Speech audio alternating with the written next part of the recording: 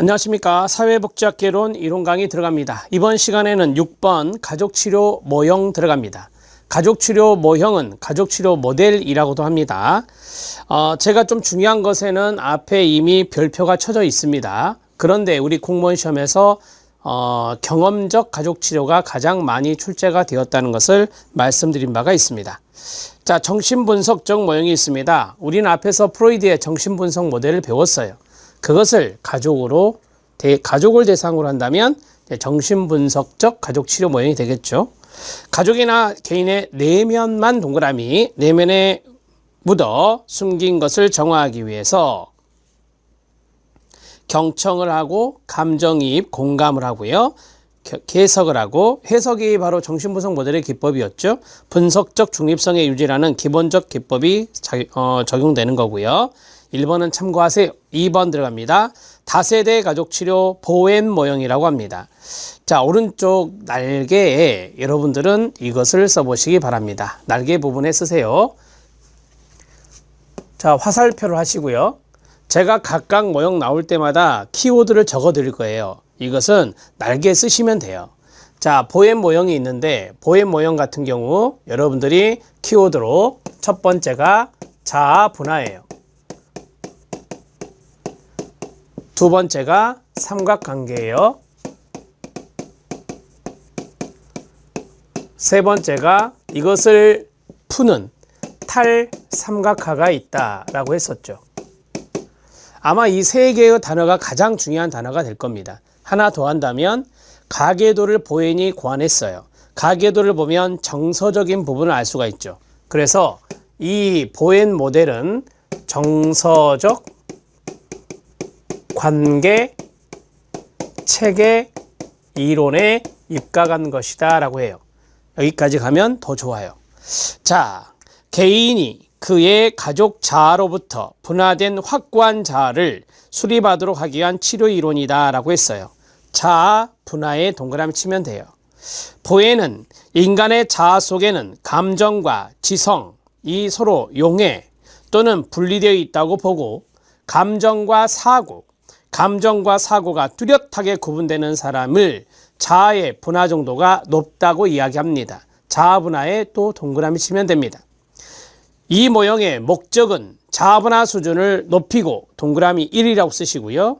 그 다음에 문제가 되는 삼각관계에서 벗어나는 탈삼각화에 동그라미 2라고 쓰면 됩니다. 그렇습니다. 여기 있는 자아 분화와 그 다음에 여기 있는 탈삼각화가 보행 모델의 주 목적이다 이렇게 말할 수 있어요. 3번 구조적 가족치료 미누친 모델을 보도록 하겠습니다. 이것도 마찬가지 날개 부분에 써주세요. 자, 키워드 들어갑니다.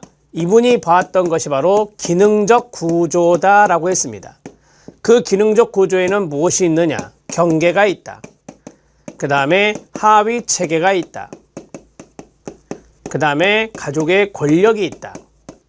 마지막에 가족의 규칙이 있다. 이런 것들을 보았던 학자가 미누친입니다. 자, 보시죠. 경직된 경계선에서의 분리와 끊어요. 혼돈된 경계선에서의 밀착이 가족의 문제를 유발하기 때문에 명확한 경계선이 설정되어야 하며 명확한 경계선에서 가족은 지지받고 건강하게 양육되며 독립과 자율이 허락되는 겁니다. 명확한 경계가 바로 기능적 가족의 경계선입니다. 명확한 경계선은 개인뿐 아니라 하위 체계 간의 경계가 명백하여 하위 체계의 밑줄 나와 있죠. 부모, 자녀 체계에서 부모는 자녀에게 권위를 지키고 위협적이지 않은 상태에서 제가 앞에서 말씀드렸죠. 부모가 연합하여 권력을 가지되 서로에게 위협적이지 않다. 이게 바로 기능적 가족이라 했어요. 위협적이지 않은 상태에서 부모로서의 권위를 유지하며 부부 중 어느 한쪽이 자녀 또는 배우자보다 더 친밀하지 않아야 함을 강조하는 것입니다. 이 모델의 목적은 가족의 재구조화, 영어로는 리스트럭처라고 말합니다. 자, 재구조화, 이 재구조화가 바로 이 모델의 목적이 된다라고 생각하시면 됩니다. 쉽게 말씀드리면 밀착된 경계의 가족을 분명한 경계의 가족으로 이해되시죠? 혼돈, 밀착과 혼돈은 똑같은 말이니까. 그 다음에 분리된 경계의 가족을 명확한 경계, 분명한 경계의 가족으로 바꾸는 것이 바로 재구조하다, 이렇게 말할 수 있습니다. 재구조함으로써 가족이 적절한 기능을 수행할 수 있도록 돕는 것이다. 가족이 적절한 기능을 수행할 수 있도록 돕는 것이다. 기능이란 단어가 중요한 단어가 됐습니다. 이렇게 해서 정리하시면 되겠습니다. 자, 여기까지 두 가지의 모델을 했는데 이 두 가지 모델 다 중요한 포인트고 중요한 시험에 잘 나오는 것이니까 정리를 해 주셔야 합니다. 자, 정리가 되셨죠? 이제 의사소통 모형 들어갑니다. 베이트슨이라고 읽는데요. 베이트슨은 참고만 하시고, 의사소통 모형은 가장 큰 특징은 의사소통의 컨텐츠, 내용이 중요한 게 아니라 의사소통의 유형, 형태가 어떻게 되느냐, 의사소통의 과정은 어떠냐, 이걸 보는 거예요. 가족 간의 의사소통의 과정과 형태, 유형을 중시한다는 점입니다. 가족에게 명확한 의사소통 규칙을 가르치고 가족이 사용하고 있는 의사소통 유형을 분석하고 설명함으로써 가족의 의사소통 상호작용을 조절하는 것입니다. 그래서 말 그대로 의사소통 가족치료 모델이라 해요. 접근 방법으로는 재명명화, 앞에서 배웠던 리프레이밍을 말합니다. 재명명화와 증상 처방 기법, 말씀드렸죠. 역설적 지시와 연관성이 있는 것이다. 이런 것들을 사용한다고 합니다. 의사소통 모형은 참고하셔도 됩니다.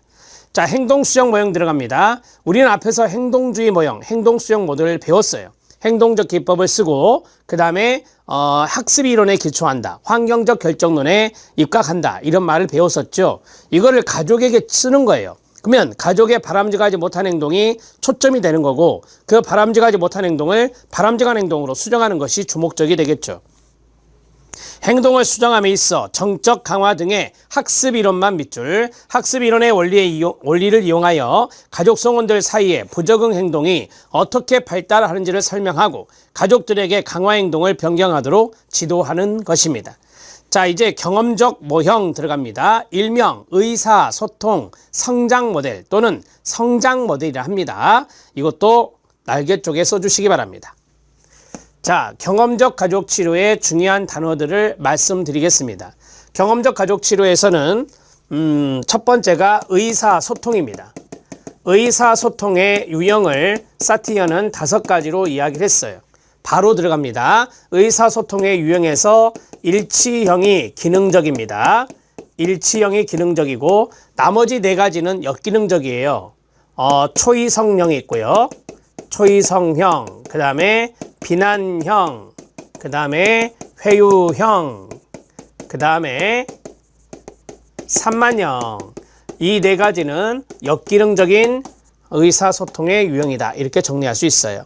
자, 여기서 가로를 닫아야 되겠네요. 가로 닫고 그 다음에 슬래시 합니다. 의사소통 유형 하나 썼습니다. 자, 그 다음에 셀프워스라고 하는 자기 가치감. 이 자기 가치감이 상당히 중요한 단어가 돼요. 이러한 자기 가치감, 일종의 자존감이라 볼 수 있는데 그런 것들을 끌어올려주는 게 주목적이 될 수 있다라고 하는 것입니다. 자, 일명 성장 모델이다. 성장 모델이다. 이렇게 정리할 수 있어요. 이 모델의 목적은 이미 다 나왔어요. 자기 가치감의 향상과 의사소통 유형의 일치형을 만드는 거예요. 그게 바로 이 경험적 가족치료에서 중요한 대목이다, 이렇게 말할 수 있고요. 밑에 보면 박스 안에 사티어의 의사소통 유형 5가지가 쭉 정리되어 있거든요. 그 내용들은 제가 별도로 밑에다가 표로 만들어 드리겠습니다. 자, 1번 들어갑니다. 가족에게 통찰이나 설명을 해주기보다는 가족의 특유한 갈등과 행동 양식에 맞는 새로운 경험에 가로 딱 묶어요. 새로운 경험을 제공하려고 합니다. 그래서 경험적 가족치료라고 하는 거예요. 사회복지사가 제공하는 경험이란 가족 성원이 자발적으로 자신을 열어보일 수 있는 기회, 표현의 기회, 개인의 성장 등을 의미한다라고 했어요. 성장에만 동그라미 치면 됩니다. 자, 모호하고 간접적인 가족 내 의사소통의 명확화를 강조한다. 이게 바로 일치형입니다. 목적은 가족 성원의 자기가치감의 향상에 동그라미 1, 그 다음에 의사소통 유형의 개선, 그 자리에 일치형이라고 쓰면 되겠죠. 동그라미 2가 됩니다. 이렇게 해서 정리하시면 되는데요. 자, 이제 의사소통 유형의 5가지에 대해서 말씀을 드리겠습니다. 표로 그리진 않고 제가 간단하게 여러분들이 인식할 수 있게 도와드릴 테니까 그대로만 적어주시면 돼요. 이게 세 가지의 변인이 있습니다. 세 가지의 변인이 뭐냐면 자신, 그 다음에 타인, 그 다음에 세상. 상황이라고 돼요. 세상을 상황이라고 합니다. 세상을 상황이라고 쓰겠습니다. 상황. 이 세 가지가 있는데 이 세 가지가 변수, 변인이에요. 자, 그리고 여기 유형이 5가지가 세팅돼야 되겠죠. 첫 번째는 색깔을 이걸로 해보겠습니다. 첫 번째는 일치형입니다. 그 다음에 산만형입니다. 그 다음에 비난형입니다. 그 다음에 회유형입니다. 그 다음에 초이성형입니다. 만약에 공무원 시험에서 출제된다 그러면 이게 될 확률이 있죠. 초이성형이 나올 확률이 있습니다. 자, 이제 OX로 들어갑니다. 잘 보세요. 자신과 타인과 상황을 모두 고려하는 것이 일치형이에요. 그 다음에 모두 고려하지 않는 것이 산만형이에요. 제가 그래서 나란히 붙여놨습니다. 서로 대비되게. 자, 여기서 또 잘 들으셔야 돼요. 비난은 상대방을 비난하는 거거든요. 그래서 타인은 고려하지 않고요. 나머지는 고려하는 거예요. 이렇게. 자, 회유형은 자기 자신은 고려하지 않는 거예요. 나는 신경 쓰지 마. 나는 괜찮아. 이런 사람들. 그래서 자기 자신은 고려하지 않고 나머지는 고려하는 거예요. 그래서 이게 중요할 수 있는데요. 자, 초이성형 같은 경우는 뭐냐면 사람에 대한 관심이 없어요. 사람에 대한 관심은 없고 오로지 객관적인 상황만 관심이 있거든요. 그래서 자신과 타인 고려하지 않고 오로지 객관적인 상황만 고려하는 거예요. 이게 바로 초이성형이에요. 그래서 초이성형은 객관적이다, 논리적이다, 이성적이다, 하나 더 계산적이다라고 해요. 그래서 이 초이성형을 다른 말로 계산형이라고도 해요. 계산형이라고도 한다고요. 이렇게 해서 정리하시면 돼요. 이 산자입니다. 계산적이다. 자, 되셨죠? 이렇게 4가지의 특징을 갖고 있는 것이 바로 초이성형이 되겠습니다. 자, 이제 밑에 있는 박스를 보시죠. 박스에서 제가 말씀드린 것만 보셔도 돼요. 제가 밑줄 다 쳐놨죠. 그것만 보셔도 돼요. 자, 사티어는 사람들이 스트레스 상황에서 대처하는 공통적인 방법을 발견하게 되었습니다. 그것은 자기를 보호하고 생존하는 대처 방법인데요. 사티어는 그것을 역기능적 의사소통용으로 분류하고 회유형, 비난형, 초이성형, 산만형의 개념을 발견하게 됩니다. 회유형의 사람들은 다른 사람과 상호작용하는 상황은 존중하지만 자기 자신의 가치나 진정한 감정은 무시하는 겁니다. 자기 자신을 무시한다라고 생각하시면 됩니다. 비난형입니다. 비난형의 사람들은 다른 사람들을 무시하고 오로지 자신만을 생각하는 건데 여기에 쭉 있다 보면 상황에도 가치를 둔다라고 2번째에 나오죠. 그래서 이 비난형 같은 경우는 타인에 대한 것을 무시하고 나머지는 존중하는 것이다 라고 보시면 돼요. 초이성형 별표 하나. 초이성형은 비인간적 객관성과 논리성의 소유자이며 자신과 다른 타인을 과소평가하고 상황만을 중요시 여긴다라고 말씀드렸잖아요. 그 다음에 산만형입니다. 이 산만형은 초이성형의 정반대 유형이라고도 합니다. 거기 2번째 줄 마지막에 보면 이 산만형은 또 일치형의 반대이기도 해요. 이 모습을 보면 그렇죠. 자, 여기에 보면 자신과 타인 상황 모두를 중요하게 생각하지 않습니다. 산만형의 삶의 정서는 혼돈스럽고 소속감이 없으며 부적합성을 보인다라고 합니다. 일치형입니다. 일치형은 자신과 다른 사람, 상황 모두가 존중되는 겁니다. 자신, 다른 사람, 타인, 그 다음 상황 모두가 존중된다라고 했어요. 대처 방식이라기보다는 충만한 인간이 되어서 전인성을 이루고자 하는 선택이 바로 일치형이다. 이렇게 말할 수 있고요. 가장 기능적인 의사소통 유형이다. 이렇게 정리하시면 되겠습니다. 자, 됐고요. 7번째 전략적 가족 치료 들어갑니다. 전략적 가족 치료 날개 쪽에다가 이걸 써주시면 됩니다. 단기입니다. 자, 그리고 문제 원인보다는 문제 해결을 중시합니다. 문제 원인보다는 문제 해결을 중시합니다. 전략적 가족 치료니까 다양한 전략을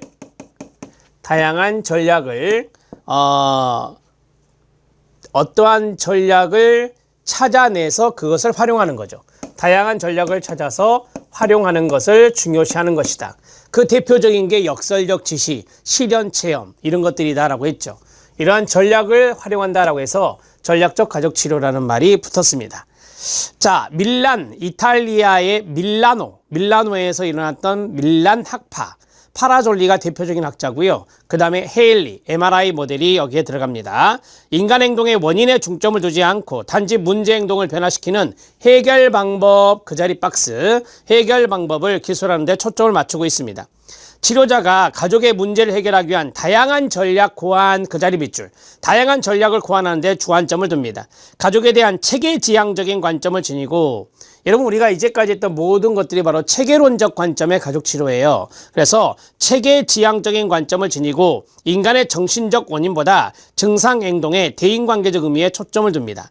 클라이언트에 대한 이해보다 변화에 관심을 둡니다. 변화는 문제 해결이라 했었어요. 그 다음에 10회 이하의 단기 체계적 치료입니다.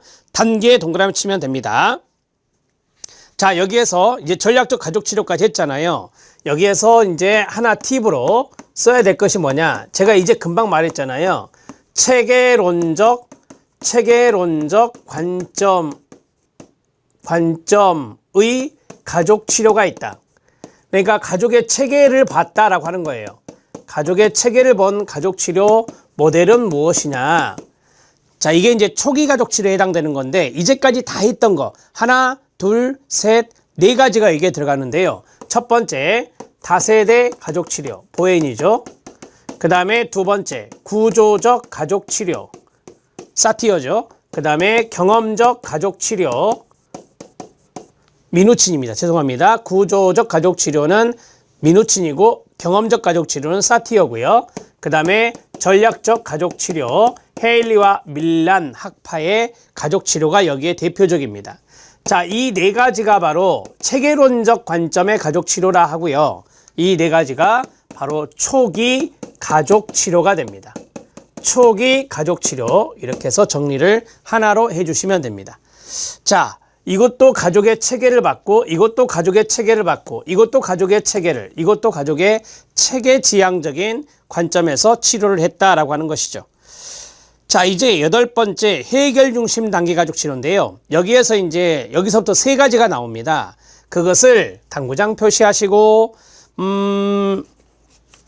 다음 페이지에 쓰셔도 돼요.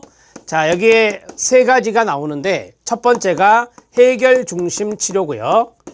해결 중심 치료고, 그 다음에 두 번째가 이야기 치료고, 이야기 치료. 세 번째가 사회 구성주의적 가족 치료입니다. 사회 구성주의적 가족 치료입니다. 이 세 가지의 모델은 체계론적 관점이 아니라 힌트가 여기 있네요. 여기 있어요. 여기. 사회 구성주의적 관점이라 합니다. 사회 구성주의적 관점. 사회 구성주의적 관점에 의거한 후기 가족치료 모델입니다. 이거는 위에 있는 네 가지는 초기 가족치료고, 이것은 후기 가족치료다, 이렇게 보시면 돼요. 자, 그러면 사회 구성주의적 관점이란 게 무슨 말이냐? 이것은 바로 이것을 말합니다. 사회 구성주의적 관점은 가족원의 견해, 가족원의 견해를 강조하는 거예요. 그러니까 쉽게 말하면 주관적 견해죠.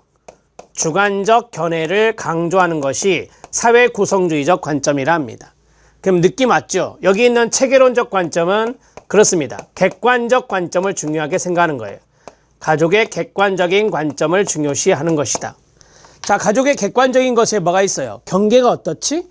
하위체계는, 가족의 규칙은, 의사소통은, 이렇게 나오는 거예요. 이게 바로 이제 객관적 관점을 중요시하는 거고, 이거는 가족원에게 물어요. 가족에게 물어서 이 가족의 어떤 생각들, 가지고 있는 견해들, 이런 것들을 가지고 치료의 방향을 잡고 치료해 나가는 거거든요. 그게 바로 이 세 가지, 해결 중심 치료에서부터 사회 구성주의적 가족 치료까지거든요. 이렇게 위에 있는 이 두 줄은 초기 가족 치료고, 여기는 후기 가족 치료다, 이렇게 정리하시고요. 좀 더 어렵게 들어갑니다. 우리가 이제 사이버네틱스라는 게 있어요. 사이버네틱스 같은 경우는 이제 환류를 강조하는 것인데, 객관적인 측면에서 서로 환류가 이루어지는 것과 주관적인 측면에서 환류가 이루어지는 게 좀 달라요. 이게 초기이니까 이거를 1차 사이버네틱스라 해요. 1차 사이버네틱스라 하고, 그 다음에 이것을 2차 사이버네틱스라 해요. 2차 사이버네틱스라 해요.